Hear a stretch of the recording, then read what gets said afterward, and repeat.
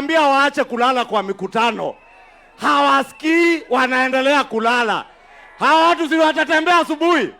Watawezana na huyu jamaa? Wewe Mheshimiwa Rais, niachie hawa watu wote. Yule wa kulala kwa mikutano nitafagia. Yule wa ukabila, huyo tutashughulikia yeye na polisi, sababu ya hiyo kazi chafu anafanya ya kuua watoto wasichana. Nimepata habari hapa, sababu watu wa huko nyumbani wanajua, sio msichana mmoja. Nilikuwa nasema ni wawili, naambiwa ni watatu wenye wanajulikana. Wewe muuaji, wewe ujue siku zako zinakaribia. Wewe muuaji, ujue siku zako zinakaribia.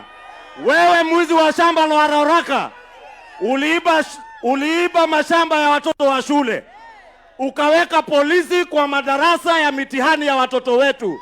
Mwaka umepita, watoto Kenya wamefanya mtihani bila askari na bunduki kwa darasa, na wamepita na mtihani haujaibiwa. Ulileta polisi kwa madarasa ili wachunge uweze kuiba mashamba ya shule. Wewe mwizi wa mashamba ya Ruaraka, tunakujua na utaonana na sisi. Tuendelee tusiendelee? Tunyoroshe wakora tusinyoroshe? Tunyoroshe wakora?